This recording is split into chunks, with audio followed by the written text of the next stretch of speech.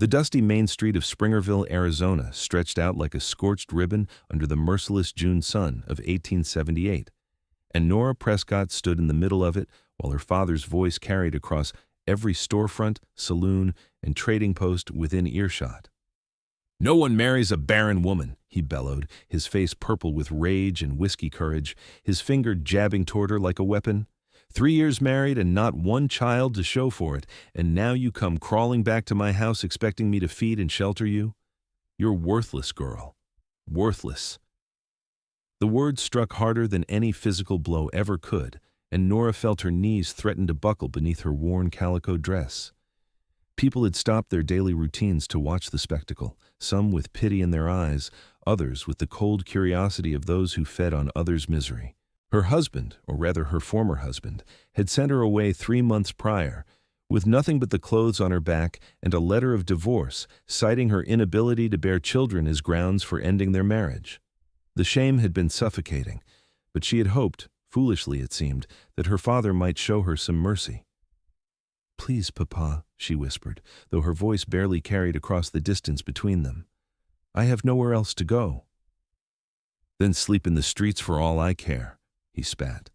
"I've got 3 other daughters to marry off, and your disgrace makes it harder for every one of them. No man wants to tie himself to a family with barren stock."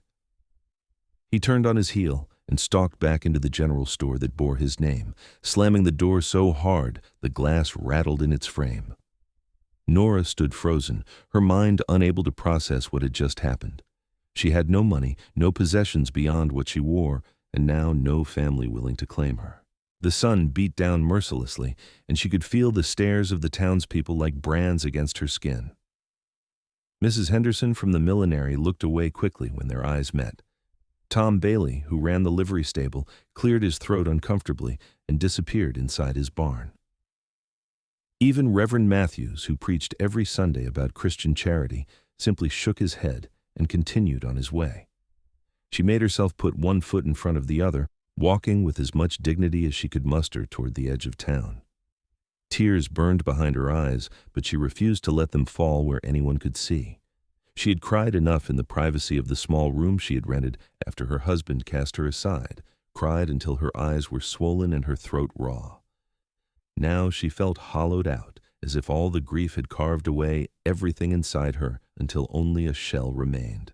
The road leading out of Springerville wound through scrubland dotted with juniper and pinyon pines, climbing gradually toward the white mountains that dominated the horizon. Nora had no destination in mind, only the desperate need to escape the condemning stares and whispered judgments. Her shoes, already worn thin from months of hard use, kicked up small clouds of red dust with each step. The afternoon heat pressed down on her like a physical weight, and she could feel sweat trickling down her spine beneath her dress. She had walked perhaps 2 miles when the sound of hoofbeats behind her made her step to the side of the road. A supply wagon rumbled past, the driver giving her a curious glance before continuing on. Then came a man on horseback, and another, both eyeing her with an interest that made her skin crawl. A woman alone on the road was vulnerable in ways that made her throat tight with fear, and she began to walk faster, though she had no idea where she was going. The sun was beginning its descent toward the western peaks when she spotted a thin column of smoke rising from somewhere off the main road. Her mouth was parched, her head beginning to ache from the heat and lack of water, and desperation made her brave enough to leave the relative safety of the traveled path. She followed a narrow trail that wound between clusters of manzanita and oak, climbing steadily higher until she emerged into a clearing that took her breath away. A cabin stood in the center of the space, solidly built from logs that had weathered to a silvery gray. Smoke drifted from a stone chimney, and she could see a well-tended garden plot to one side, along with a chicken coop and what looked like a small barn. But it was not the homestead that made her stop in her tracks. It was the man who stood near the woodpile, an axe held easily in one hand. He was massive, easily over 6 feet tall, with shoulders so broad they seemed to block out the sun. His hair, a dark brown shot through with hints of copper, fell past his shoulders in waves that suggested he cut it himself when it grew too long to be practical. He wore no shirt despite the lingering heat of the day, and his torso was a sculpture of hard muscle and sun-bronzed skin, marked here and there with scars that spoke of a life lived hard and dangerous. His arms were thick with the kind of strength that came from years of physical labor, and his hands, wrapped around the axe handle, looked like they could crush stone. He turned at the sound of her approach, and she found herself staring into eyes the color of pine needles, sharp and assessing beneath heavy brows. His face was all hard angles and planes, with a strong jaw shadowed by several days' worth of beard growth. This was not a man who lived by society's rules or cared much for its opinions. This was a mountain man, one of those solitary souls who carved out an existence in the wilderness and answered to no one. "Water," she managed to croak out, her voice barely functioning. "Please, might I have some water?" He studied her for a long moment, taking in her dusty dress, her worn shoes, the desperate exhaustion written across her features. Then he set down the axe and gestured toward the cabin. "Well's over there," he said, his voice a deep rumble that seemed to come from somewhere in the center of his chest. "Help yourself." She stumbled toward the well, finding a bucket and rope already in place. Her hands shook as she worked the mechanism, and she had barely gotten the bucket back to the surface when her knees gave out entirely. She sat down hard on the ground, pulling the bucket toward her and cupping water to her mouth with trembling hands. It was cold and sweet, the best thing she had ever tasted, and she drank until her stomach protested. "When did you last eat?" The mountain man had moved closer, standing a respectful distance away with his arms crossed over his broad chest. "Yesterday morning," she admitted, setting the bucket down. "I had a biscuit that Mrs. Chen from the boarding house gave me." He grunted, then turned and walked toward the cabin. "Come inside. I have stew on the fire." Nora hesitated, every warning her mother had ever given her about strange men echoing in her mind. But what choice did she have? She could die of exposure and starvation on the road, or she could take a chance that this intimidating stranger might show her more kindness than her own family had. She pushed herself to her feet and followed him through the cabin door. The interior was surprisingly neat for a bachelor's dwelling. A large fireplace dominated one wall, with a cooking pot suspended over the flames. A sturdy table with 4 chairs occupied the center of the main room, and she could see 2 doors leading off to what she assumed were bedrooms. Shelves lined the walls, holding supplies and equipment, and animal pelts were stacked in one corner, no doubt waiting to be taken to town for trading. "Sit," he commanded, gesturing to the table. She obeyed, too tired to do anything else, and watched as he ladled thick stew into a wooden bowl. He set it before her along with a spoon and a chunk of bread, then poured her a cup of what turned out to be strong coffee. The stew was rich with venison, potatoes, and wild onions, seasoned with herbs she could not name. She ate slowly at first, trying to maintain some semblance of manners, but hunger soon overcame her restraint, and she devoured everything in the bowl. When she finally looked up, she found him sitting across from her, his own bowl empty, watching her with those penetrating green eyes. Thank you," she said quietly. "I did not mean to impose on your hospitality." "No imposition," he replied. "Name's Owen Everett. This is my land." "Nora Prescott," she offered, then flinched. "Or it was Nora Bailey for 3 years, but now I suppose I am Prescott again." The words tasted bitter on her tongue. Owen said nothing, just waited with the patience of a man who had spent years in the wilderness learning to read the silence. The story spilled out of her then, everything she had held inside for months. She told him about her marriage to Jacob Bailey, a shopkeeper's son from Springerville who had courted her with pretty words and promises of a good life. She told him about the first year of marriage, when they had both been hopeful and patient, and then the second year when Jacob's mother had begun making pointed comments about the lack of grandchildren. By the 3rd year, Jacob had grown cold and distant, spending more time in the saloon than in their small house, and the whispers had started following Nora everywhere she went. "The doctor said there was nothing wrong with me that he could see," she said, staring down at her empty bowl. "But Jacob's mother convinced him it had to be my fault. Men do not have those kinds of problems," she said. "So he divorced me and sent me back to my father, who just today told the whole town I was worthless because I could not bear children." Her voice broke on the last word, and she pressed her hand to her mouth to hold back a sob. "Your father's a fool," Owen said bluntly, "and so is your husband." She looked up at him, startled by the matter-of-fact way he spoke. There was no pity in his expression, only a kind of rough honesty that was more comforting than any soft words might have been. "I have 5 children," Owen continued, leaning back in his chair. 4 boys and a girl, ranging from 6 to 14 years old. Their mother died 2 years ago, bringing our youngest into the world. The baby died with her. Nora's breath caught in her throat. I'm so sorry. He acknowledged this with a slight nod. I manage well enough, but it is hard raising them alone out here. The older boys help with the trapping and hunting, and my daughter does what she can with the cooking and mending, but she is only 10. They need a woman's hand, someone who can teach them the things I cannot. She was not sure where he was going with this, so she remained silent. You need a place to stay, Owen said, his green eyes holding hers. And I need help with my children. Seems like we might be able to come to an arrangement. You are offering me work? Hope fluttered weakly in her chest. More than that. He stood up and moved to the fireplace, staring into the flames. Even from behind, he was an imposing figure, all that muscle and height and barely contained strength. I'm offering you marriage if you are willing. I have enough children, so whether you can bear more does not matter to me. But they need a mother, and you need a home and a name that no one will shame you for carrying. The proposal was so unexpected, so utterly pragmatic and devoid of any romantic pretense, that for a moment Nora could not find words. You do not even know me, she finally managed. Ma, I know you were brave enough to walk out of town alone rather than beg, Owen said, turning to face her. I know you are desperate enough to accept water from a stranger, but proud enough to say thank you for it. I know you have been treated badly by people who should have protected you, and you are still here, still fighting. He crossed his arms over his chest again. That tells me enough. I would be a burden to you, she protested, another mouth to feed. You would earn your keep, he countered, and truth be told, I need the help more than you need the shelter. My daughter tries her best, but she's just a child.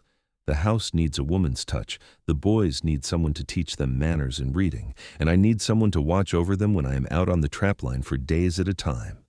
It was not a love match he was proposing, that much was clear. This was a business arrangement, a practical solution to problems they both faced.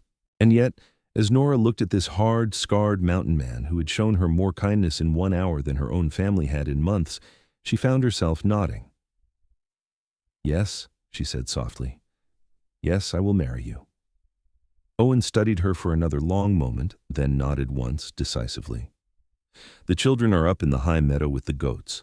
They will be back before dark. We can make introductions then, and I will ride into town tomorrow to arrange things with the preacher. Will you tell them about me? Nora asked. About why my husband divorced me. I will tell them you are going to be their new mother, and that I expect them to treat you with respect, Owen replied. The rest is nobody's business but ours.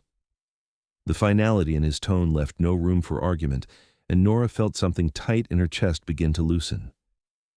Here was a man who did not care about her supposed barrenness, who valued her for what she could do, rather than condemning her for what she could not. It was more than she had dared hope for when she had walked out of Springerville that morning. The sun was painting the sky in shades of orange and gold when she heard children's voices approaching the cabin. Owen had gone outside to meet them, and Nora stood near the door, smoothing down her dusty dress and trying to calm her racing heart. What if they hated her? What if they resented their father bringing a stranger into their home? The door swung open and 4 boys tumbled in, ranging in size from a lanky 14-year-old to a sturdy 6-year-old with a gap-toothed grin. Behind them came a girl with her father's dark hair and serious eyes, holding the hand of the youngest boy. They all stopped short at the sight of Nora standing in their cabin. Children, this is Miss Nora Prescott, Owen said from the doorway. She is going to be my wife and your new mother. I expect you to mind her as you would mind me. The children stared at her with varying expressions of shock and curiosity. The oldest boy, who had his father's height and broad shoulders, though not yet his full muscle, was the first to speak. Madam, he said, nodding politely. This is Oliver, Owen said, gesturing to the oldest. Then there's Otis, Oscar, and the little one is Orson. My daughter is Natalie. Nora smiled at each of them in turn, trying to project a confidence she did not feel. I'm very pleased to meet all of you. Natalie stepped forward, her dark eyes searching Nora's face. Are you really going to marry Papa? Yes, Nora said gently, if that's all right with you. The girl looked back at her father, who gave her an encouraging nod, then back at Nora. Can you cook? I can, Nora assured her, and sew and keep house and tend a garden. Can you read? This came from Otis, who looked to be about 12. "I can," Nora said. "My mother taught me, and I can teach you as well, if you would like." The boys exchanged glances, and she could see a spark of interest in their eyes. Education was a luxury for many children in the territories, especially those living far from established towns. "Do we have to call you Mother?" Oscar asked. He looked to be around 8 with his father's strong jaw and a spray of freckles across his nose. "You may call me whatever feels comfortable to you," Nora said. "We have time to figure such things out." Little Orson tugged on his sister's hand. "Is she going to sleep in Papa's room?" Natalie's face flushed red, and Owen cleared his throat. "That's enough questions for now. You boys get washed up for supper, and Natalie, show Miss Prescott where we keep the clean linens. She will need bedding for tonight." The children scattered to their tasks, and Owen caught Nora's eye. "The boys sleep in one room, Natalie in the other. You can have Natalie's room tonight, and she can bunk with me. After we are married proper, we will work out better arrangements." Nora felt her face heat at the implication, but nodded. She had been married before, so the physical aspects of marriage were not unknown to her, but the idea of sharing a bed with this massive, intimidating stranger made her pulse quicken in a way that was not entirely from fear. That night, lying on a straw-tick mattress in a small room that smelled of pine and wood smoke, Nora stared up at the ceiling and wondered what she had agreed to. Through the thin walls, she could hear the soft sounds of the children settling in for sleep, Owen's deep voice murmuring something to little Orson that made the boy giggle. It was a family, she realized, one that had been fractured by loss but was still bound together by love and necessity. She had never expected to be part of a family again. Her husband had made it clear she was not worthy of one, and her father had confirmed it with his cruel words in the middle of Springerville's main street. But here, in this rough cabin on the side of a mountain, she had been offered a second chance. It would not be easy, she knew. The children might come to resent her. Owen might prove to be a hard man to live with, and the work would be endless. But it was a chance, and that was more than she had possessed 12 hours ago. Owen rode into Springerville the next morning with Nora seated behind him on his sturdy mountain horse. She kept her eyes down as they passed through town, not wanting to see the faces of those who had witnessed her humiliation the day before. Owen, however, seemed to take a perverse pleasure in nodding to everyone they passed, his expression daring anyone to say a word. They found Reverend Matthews at the church, a small whitewashed building that served as the spiritual center for Springerville and the surrounding ranches. The Reverend looked surprised to see Owen, who was not known for his regular attendance at services, and positively shocked when Owen stated his business. "You want to marry this woman?" Reverend Matthews asked, glancing at Nora with poorly concealed disapproval. "Mr. Everett, surely you are aware of her situation." "I'm aware she needs a husband and I need a wife," Owen said flatly. "Can you perform the ceremony or not?" "Well, yes, but I feel it is my duty to counsel you that a woman who cannot bear children might not be the best choice for a man in your position." Owen's expression went cold, and Nora felt the muscles in his arm tense where she stood beside him. "I have 5 children, Reverend. I have enough. Now are you going to marry us, or do I need to ride to the next town and find someone who will?" The Reverend sputtered, but eventually agreed, and within the hour Nora found herself standing before the altar, speaking vows she never thought she would speak again. Owen's hand was warm and calloused around hers, his voice steady as he promised to honor and protect her. When the Reverend pronounced them man and wife, Owen leaned down and pressed a chaste kiss to her lips, his beard scratching gently against her skin. "Thank you," she whispered, so quietly only he could hear. His green eyes softened slightly. "You are one of mine now. No one will speak against you." As they left the church, Nora caught sight of her father standing outside his store, watching them with an expression of shock. Owen guided her directly toward him, one large hand resting possessively on her lower back. "Mr. Prescott," Owen said, his tone cordial but edged with something dangerous. "I wanted to let you know I have married your daughter. She is Nora Everett now, and she will want for nothing." Her father's face went through several shades of red and purple. "You married her? But she cannot give you children." "I have enough children," Owen said, echoing the words that had brought Nora to this point. "What I needed was a good woman, and it seems you were fool enough to throw one away. I thank you for that, as it worked out well for me. Without waiting for a response, Owen steered Nora back toward his horse. As he lifted her into the saddle with ease, she caught sight of her younger sisters peering out the store window, their eyes wide. She managed a small smile for them, hoping they understood she had found her way to something better. The ride back to the cabin was quiet, but it was a comfortable silence. Nora kept her arms wrapped around Owen's waist, feeling the solid strength of him beneath her hands. He was like the mountains themselves, she thought, enduring and unchanging. It was a strange kind of comfort, but comfort nonetheless. When they arrived back at the cabin, the children were waiting, clearly having been instructed to be on their best behavior. Natalie had attempted to tidy the main room, and the boys had slicked down their hair with water. They looked like a small, welcoming committee, uncertain but trying. "It is done," Owen announced. "She is my wife and your mother now. I expect you all to treat her accordingly." That night, after the children were in bed, Nora and Owen stood together in his room, the only room with a bed large enough for 2 adults. The bed itself was massive, built by Owen's own hands to accommodate his size, covered with furs and quilts. "I will not force myself on you," Owen said, his back to her as he removed his shirt. The muscles in his back rippled with the movement, and Nora found herself staring at the play of firelight across his skin. "We can take time to get used to each other." "I am your wife," Nora said, surprised by the steadiness in her own voice. "I know what that means." He turned to face her, his expression serious. "You have been through hell these past months. I will not add to it. When you are ready, you let me know. Until then, we just sleep." It was perhaps the kindest thing anyone had ever said to her, and Nora felt tears prick at her eyes. She nodded, not trusting her voice, and they settled into the bed on opposite sides, a careful distance between them. But sometime in the night, she woke to find herself curled against his warm bulk, his arm draped protectively over her, and she did not pull away. The days began to form a rhythm. Nora rose early to start breakfast, learning to cook for 6 people instead of 2. The boys ate like young wolves, consuming enormous quantities of food, but they were polite and appreciative in ways her former husband had never been. Natalie shadowed her everywhere, watching how she kneaded bread, how she mended a torn shirt, how she organized the cabin to make the work flow more smoothly. Owen was gone often, sometimes for several days at a time, checking his trap lines and hunting the game that would see them through the winter.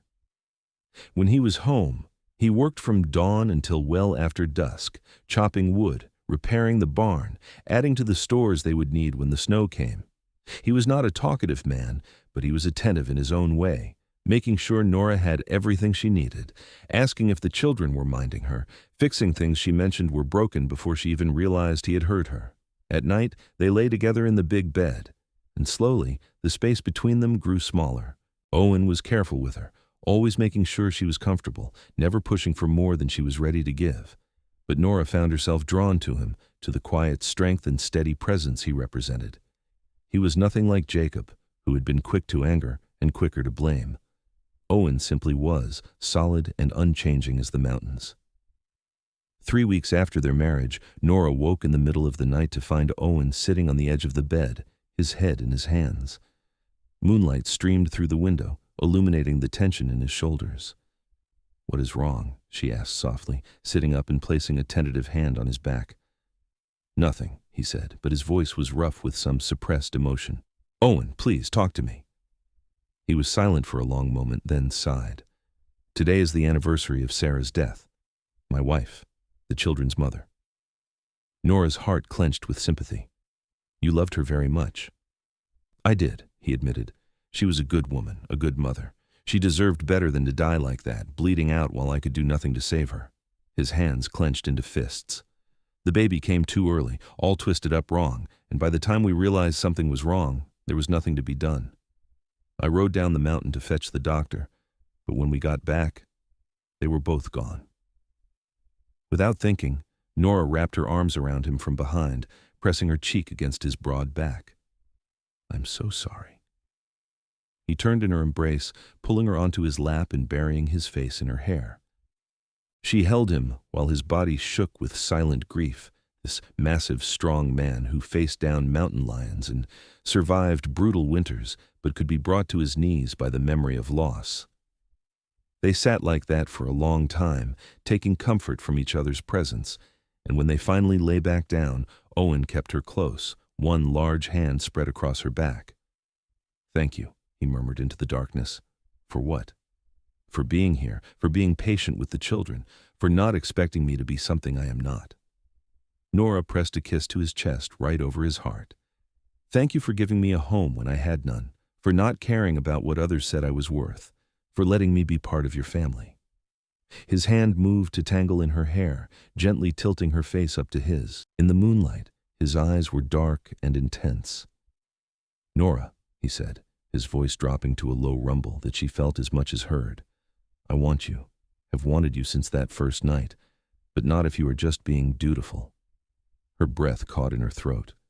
"I want you too," she whispered. "I have for days now, but I did not know how to tell you." He claimed her mouth then, the kiss starting gentle but quickly deepening into something hungry and desperate. His hands, so careful when handling his children or working with delicate equipment, were reverent on her body, learning the shape of her through her nightgown. She responded in kind, marveling at the hard planes of muscle beneath her palms, the way his breath hitched when she touched certain places. They came together slowly, tenderly, Owen taking his time to make sure she was ready, murmuring reassurances and praise against her skin. It was nothing like the perfunctory coupling she had known in her first marriage. This was connection, passion, a claiming that went both ways. When it was over, she lay draped across his chest, listening to the thunder of his heartbeat gradually slow to normal, feeling more complete than she ever had. "Mine," Owen said softly, his hand stroking down her spine. "My wife. My Nora." "Yours," she agreed, pressing a kiss to his collarbone. "And you are mine." His chest rumbled with a sound that might have been a laugh. "That I am." As summer deepened into fall, Nora found herself settling into her role as wife and mother with surprising ease. The children, initially uncertain, began to warm to her. Oliver, the oldest, was reserved but respectful, often seeking her advice on matters he was too embarrassed to ask his father about. Otis loved learning, and she spent hours teaching him to read from the few books Owen had in the cabin. Oscar was all energy and mischief, constantly getting into scrapes that required her attention, but he was also affectionate, freely offering hugs and chatter. Little Orson adopted her completely, often climbing into her lap for stories or comfort, and Natalie, serious and cautious, slowly began to trust that Nora was not trying to replace her mother, but rather to love her in a different way. Owen watched these developments with quiet satisfaction, and Nora often caught him looking at her with an expression that made her heart flutter. They had grown comfortable with each other, learning the little things that made up a life together. She knew he liked his coffee strong and dark, that he always checked the children's rooms before he went to bed, that he had nightmares sometimes about the day his first wife died. He knew she hummed while she worked, that she cried easily at both happiness and sadness, that she still flinched sometimes when voices were raised, though she was learning to trust that he would never hurt her. In October, an early snowstorm rolled through the mountains, dumping a foot of white powder overnight. Nora woke to find the world transformed, everything blanketed in pristine white. The children were ecstatic, rushing outside to play in the snow despite the cold. She stood at the window watching them, a smile on her face, when Owen came up behind her and wrapped his arms around her waist. "Happy?" he asked, his breath warm against her ear. "Very," she admitted. "I never thought I could be this happy again." He turned her in his arms, his green eyes serious. "I need to tell you something." Her stomach clenched with sudden fear. "What is it?" "I love you," he said simply. "I did not expect to, did not think I could after Sarah, but I do. You have brought life back into this house, given my children a mother who loves them, and made me remember what it is to be more than just a survivor." He cupped her face in his large hands.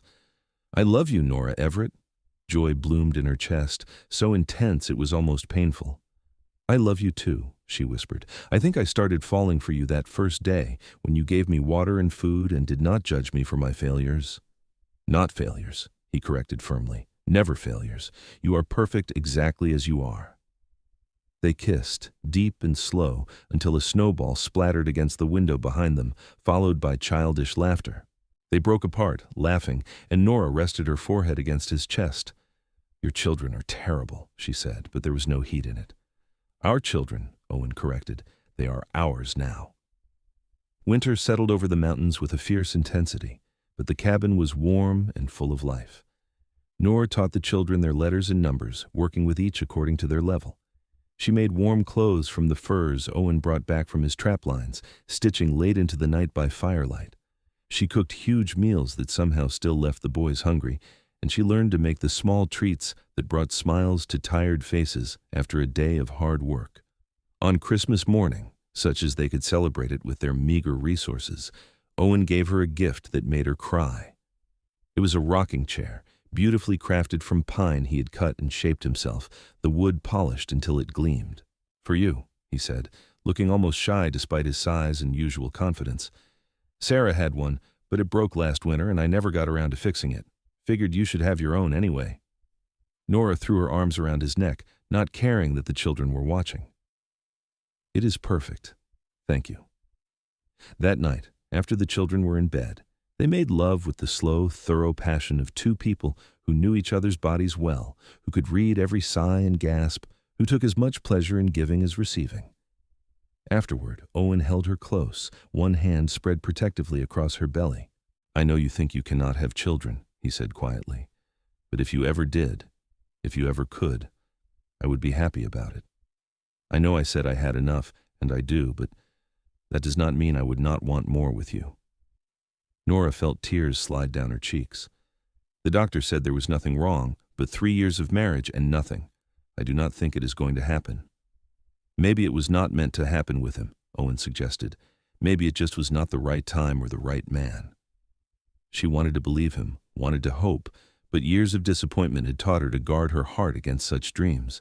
Still, she appreciated that he would even say it, that he would make room for the possibility.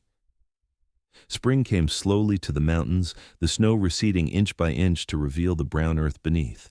As the weather warmed, Nora began working on expanding the garden, planning for vegetables that would feed their large family through the next winter. The boys helped when they could, between their chores and their lessons, and Natalie proved to have a natural talent for coaxing plants to grow. It was in late April that Nora first noticed the changes in her body. She was tired all the time, exhausted in a way that had nothing to do with the hard work of running the household. Food smelled strange, and her breasts were tender. She dismissed it at first, thinking perhaps she was coming down with something, but when her monthly courses failed to arrive, a tiny, terrifying hope began to bloom in her chest. She said nothing to Owen, afraid to speak the possibility aloud in case she was wrong, in case this was just her body playing cruel tricks on her. But as the weeks passed and the symptoms continued, she could no longer deny what was happening. She told him on a warm May evening after the children were in bed. They were sitting together in her rocking chair, her in his lap as had become their habit, when she took his hand and placed it on her belly. "Owen," she said softly, "I think I'm with child." He went absolutely still, his green eyes searching her face. "Are you certain?" "Not completely, but all the signs are there. I am late and I am tired and food smells strange." She bit her lip. "I'm afraid to believe it, but I think it is true." A slow smile spread across his face, transforming his usually serious features into something bright and boyish. "A baby," he breathed. "Our baby." "You are not angry?" she asked. "I know you said you had enough children." "I have enough to be content," he corrected, pulling her close and pressing a kiss to her forehead. "But a child made from our love? That is different. That is a blessing I never expected but will cherish." Nora burst into tears, all the fear and hope and joy she had been holding inside spilling out. Owen held her through it, murmuring reassurances, one hand resting protectively over the place where their child grew. They told the children the next morning over breakfast. There was a moment of shocked silence, and then Orson whooped with joy, bouncing in his chair. "A baby? Really?" "Really," Nora confirmed, laughing at his enthusiasm. Natalie looked uncertain. "Will you still have time for us if there is a baby?" Nora reached across the table to take her hand. "Always. You are my children just as much as this baby will be. Nothing will change that." Oliver cleared his throat. "That is good news, Ma." It was the first time he had called her that, and Nora felt fresh tears threaten. As her belly grew through the summer months, Nora found herself overwhelmed by Owen's attentiveness. He would not let her do anything he considered too strenuous, taking over tasks she had been handling for months. He brought her fresh meat and fish, made sure she ate enough, and insisted she rest every afternoon. At night, he would lie with his head on her belly, talking to their unborn child, his deep voice rumbling with love and promise. "I will protect you," he told the baby, "just like I protect your mama and your brothers and sister. You are part of this family, and we take care of our own." The children, too, were excited about the coming addition. Natalie helped Nora sew tiny clothes and blankets, working carefully with her small fingers. The boys were less help with preparation, but enthusiastic in their own way, arguing about whether the baby would be a boy or girl, what they would teach it, how they would protect it from mountain lions and bears. In November, when the first snow was beginning to dust the peaks, Nora's pains began. Owen sent Oliver racing down the mountain to fetch the doctor from Springerville, though he was clearly terrified at the prospect of history repeating itself. He stayed by her side, holding her hand, wiping her face with cool cloths, murmuring encouragement. "You are strong," he told her, his green eyes fierce. "Stronger than anyone I have ever known. You can do this." The labor was long and hard, but not dangerous, and when the doctor finally arrived near dawn, he found a healthy baby boy already born and nursing at his mother's breast. Owen sat beside them on the bed, his eyes wet with tears he did not bother to hide, one large hand gently stroking the baby's dark hair. "A son," he said, his voice thick with emotion. "We have a son." "We do," Nora agreed, exhausted but happier than she had ever been. "What should we name him?" Owen thought for a moment, then smiled. His name was supposed to start with O, was it not? For the Everett men. "That was the pattern," Nora agreed, "though we can break it if you want." "How about Oliver, after his oldest brother? But we call him Noah as his middle name. Noah Oliver Everett." Nora considered this, then shook her head gently. "I love the thought, but that would give us two Olivers. What about Nathan? Nathan Owen Everett. We could call him Nate." Owen's expression softened. "Nathan Owen Everett, after both of us. I like that." The baby, as if sensing his parents' agreement, made a small sound and opened his eyes, revealing the same green as his father's. The children crowded into the room later that morning, all wanting to see the new baby. Little Orson was beside himself with excitement at no longer being the youngest, while Natalie was already showing signs of being a doting big sister. The older boys were more reserved but clearly pleased, asking questions about when the baby would be big enough to play with. "Not for a while yet," Nora said with a laugh, "but eventually he will need all of you to teach him how to be an Everett man." As winter deepened and the snow piled high around the cabin, the family settled into their new rhythm. Nathan was a good baby, healthy and strong, with his father's green eyes and his mother's smile. Nora recovered quickly from the birth, and though she was tired from the sleepless nights, she had never been happier.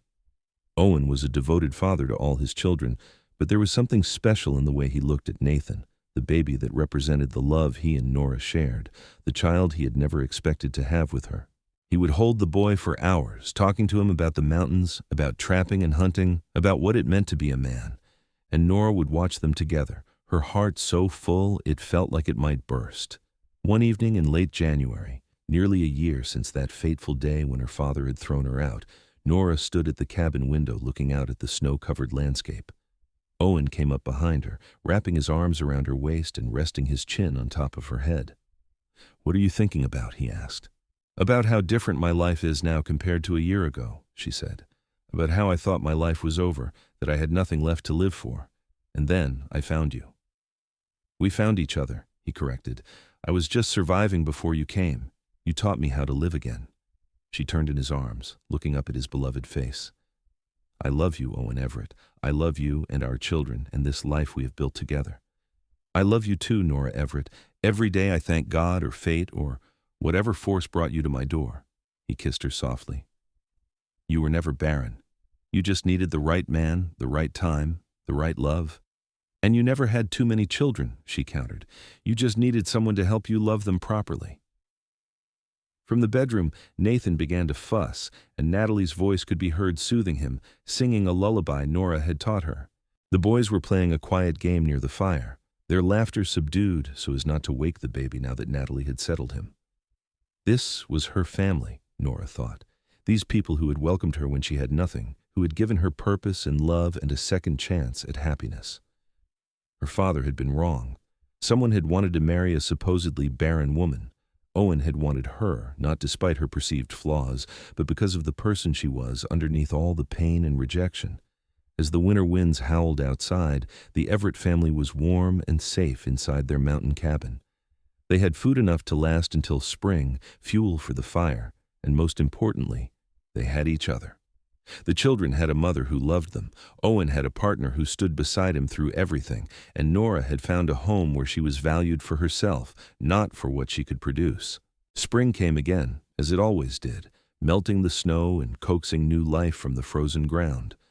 Nora worked in her garden, Nathan strapped to her back in a carrier Owen had fashioned, the older children helping plant seeds and weed the rows. Owen was out checking his trap lines, but he would be back by evening, and they would all sit down together for dinner, a family complete and whole.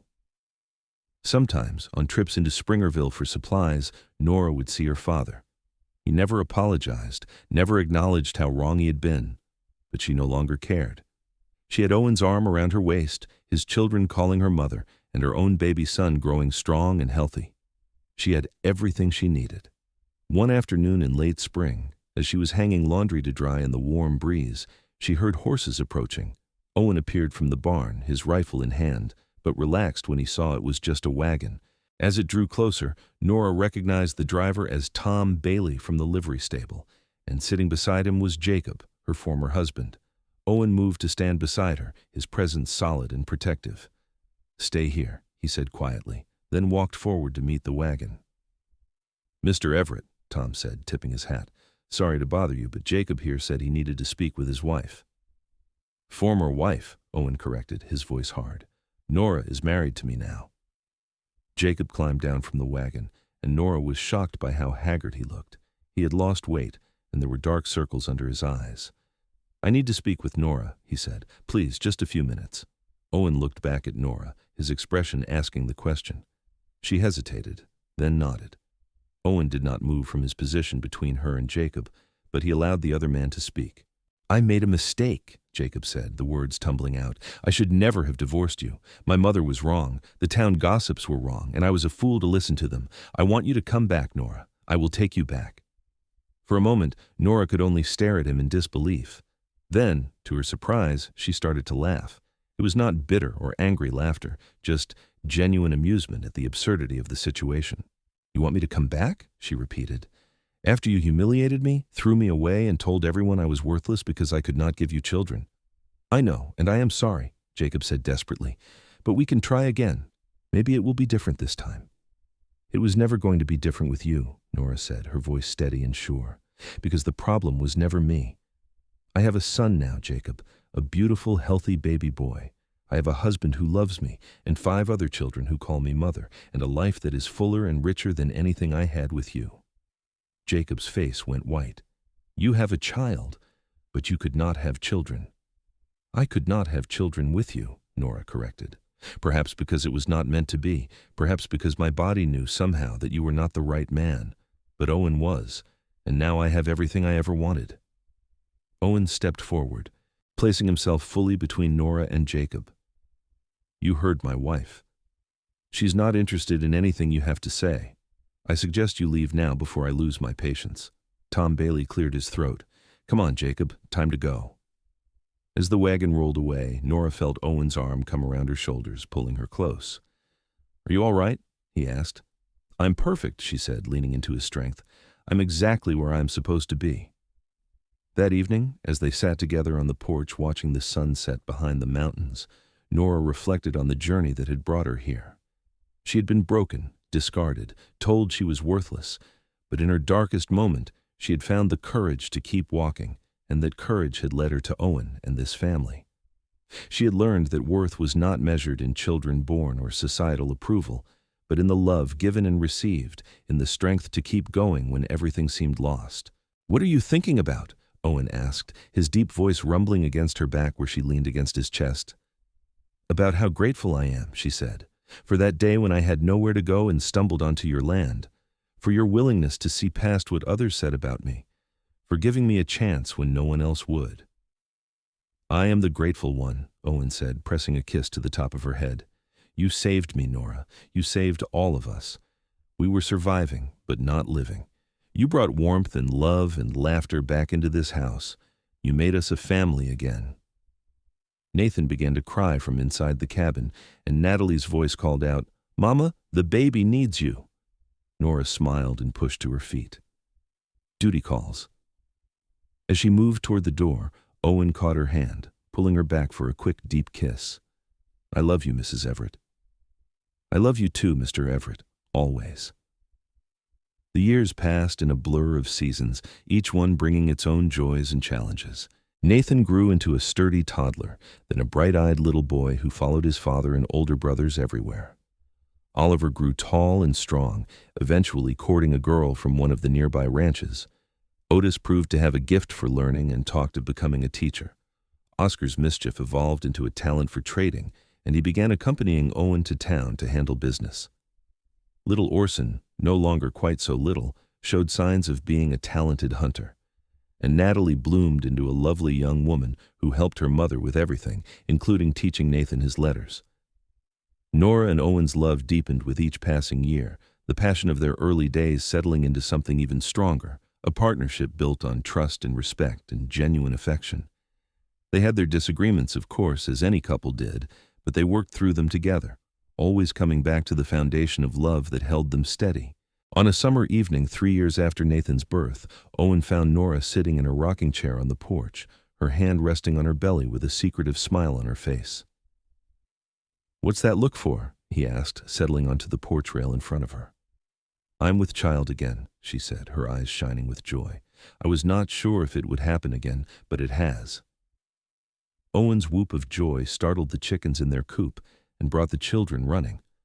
When they learned they would have another sibling, the celebration lasted well into the evening, with even Oliver setting aside his teenage dignity to express his happiness. This pregnancy was easier than the first, perhaps because Nora knew what to expect, or perhaps because she was not carrying the weight of years of disappointment and shame.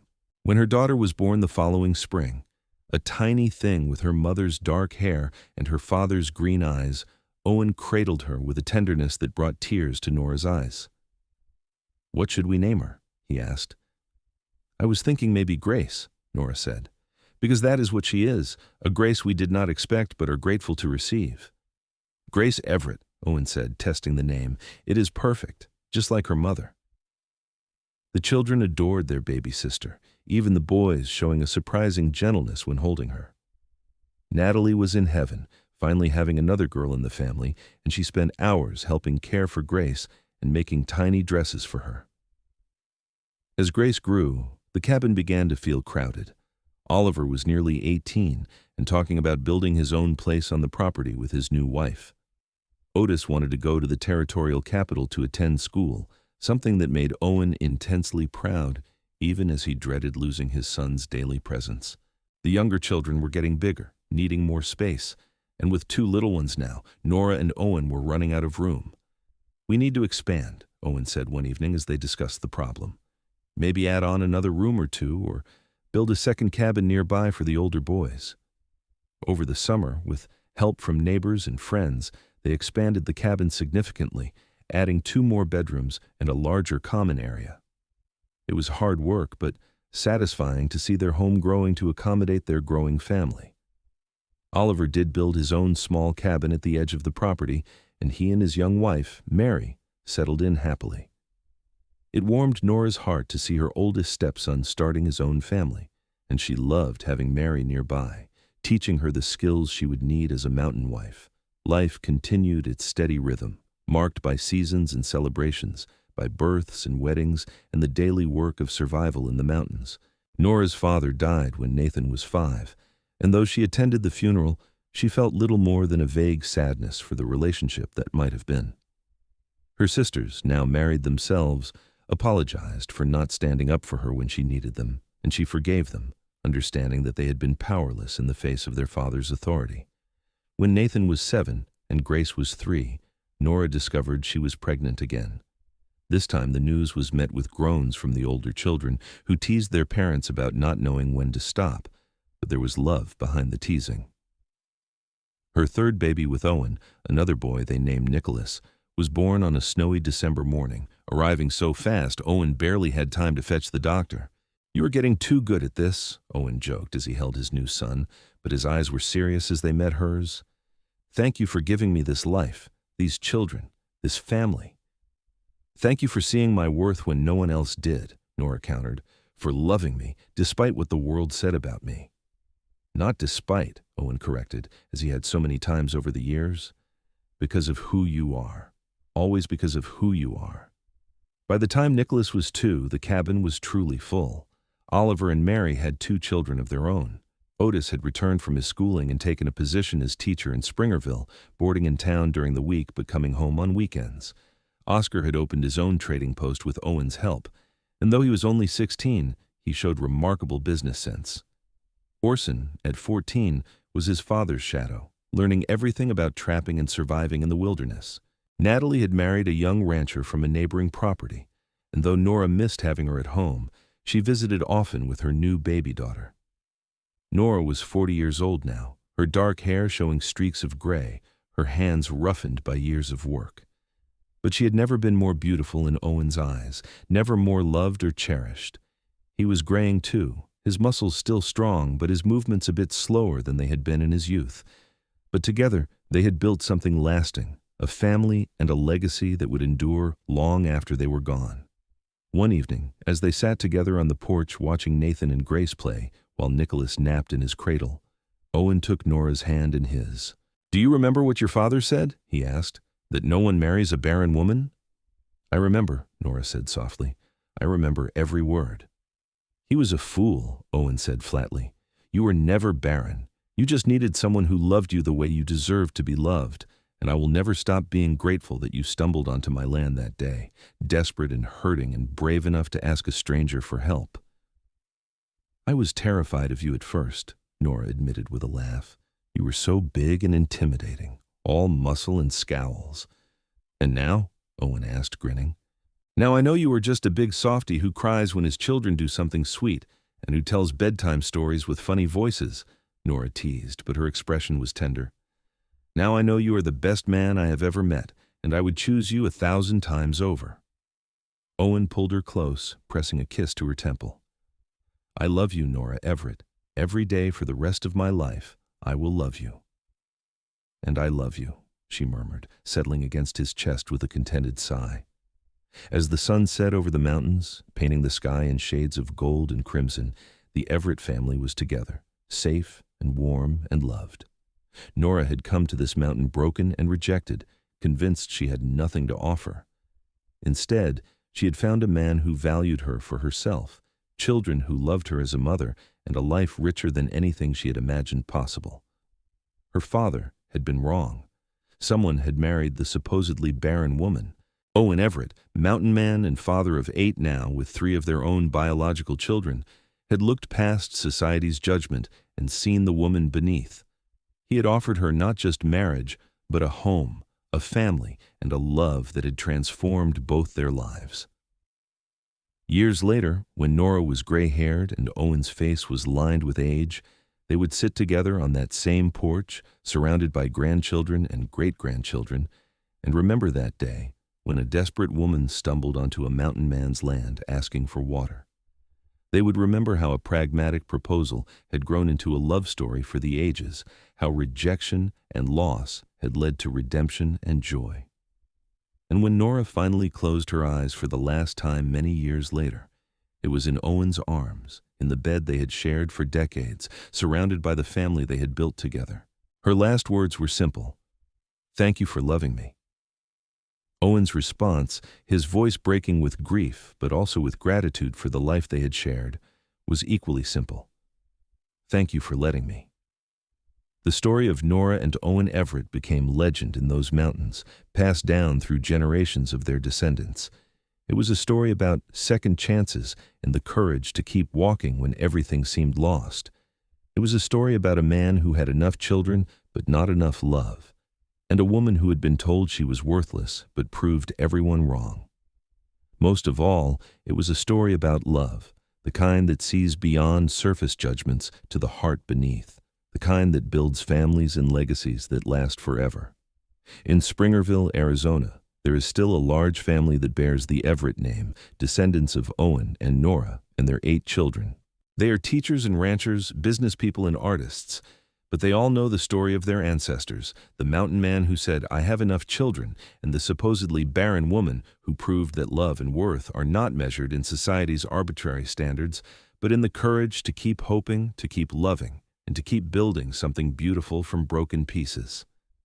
And sometimes, on quiet evenings when the sun sets over the white mountains, painting the sky in colors too beautiful for words, locals swear they can still see 2 figures sitting on a porch, holding hands and watching over the land they loved, together for all eternity as they were in life.